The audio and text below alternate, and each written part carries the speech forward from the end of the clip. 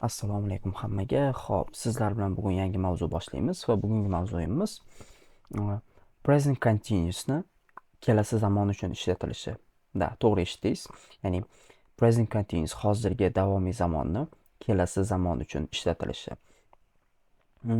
Ya'ni bunga oddiy o'zbekchada misol keltiradigan bo'lsam, o'zbek tilida ham xuddi shunaqa vaziyatda ishlatsak bo'ladi. Ya'ni hozirgi zamon, ya'ni nimadir qilyapmanni kelasi zamon uchun ishlatsak bo'ladi. Misol uchun, ertaga o'rtoqlarim bilan parkka ketyapmiz.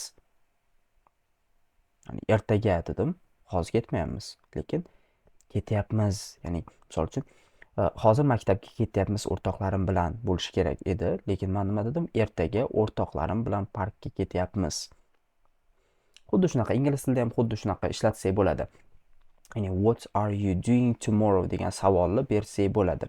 Bu juda ham oson, juda ham oson. Ya'ni struktura bo'yicha hech narsa o'zgarmaydi. Struktura o'sha qoladi. Ya'ni present continuous'ning strukturasi qoladi. Ya'ni present continuous'ning strukturasi qanday edi? Bir eslab o'tamiz. Birinchi bizga kerak bo'lardi subject plus ya'ni to be, ya'ni am, is, are plus verb plus ing edi. Ya'ni bu present continuous'ning strukturasi edi. Present continuous'ning strukturasi. Ya'ni struktura. Subject, I, we, you, they, he, she yoki ismlar. Undan keyin bizga kerak bo'lardi am, is, are, keyin verb, ya'ni ish harakatga ing qo'shilishi.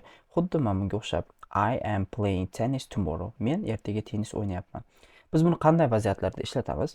Agar siz nimadir qilishni kelasi zamon uchun, ya'ni kelajak uchun rejalashtirgan bo'lsangiz, ya'ni allaqachon rejalashtirib, planlashtirib qo'ygan bo'lsangiz, ya'ni misol uchun deylik, bilet sotib olgansiz chet elga uchib ketish uchun yoki kinodan joy band qilib qo'ygansiz yoki xuddi shunga o'xshash narsalar.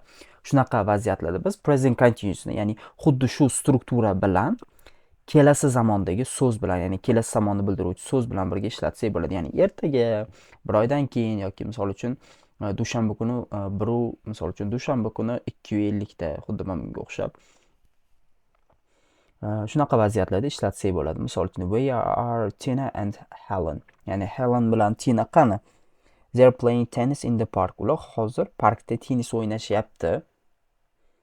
Please be quiet, I am working. Bular hammasi present continuous, ya'ni ayni paytda sodir bo'lyapti.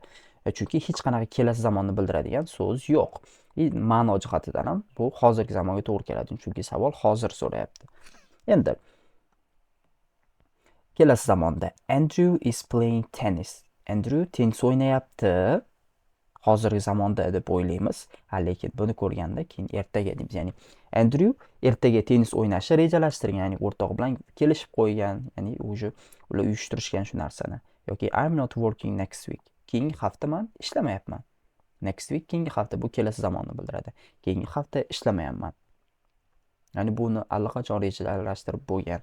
Xuddi shunaqa vaziyatlarda biz ishlatsak bo'ladi. I'm doing something tomorrow. Nimadir qilyapman ertaga, ya'ni bu arrange degani, ya'ni uyushtirilgan degani, ya'ni kelishilgan degani. Misol uchun men bu qiz bilet olib qo'ydi qaysidir kunga. I'm going to concert tomorrow, ya'ni ertaga ekan.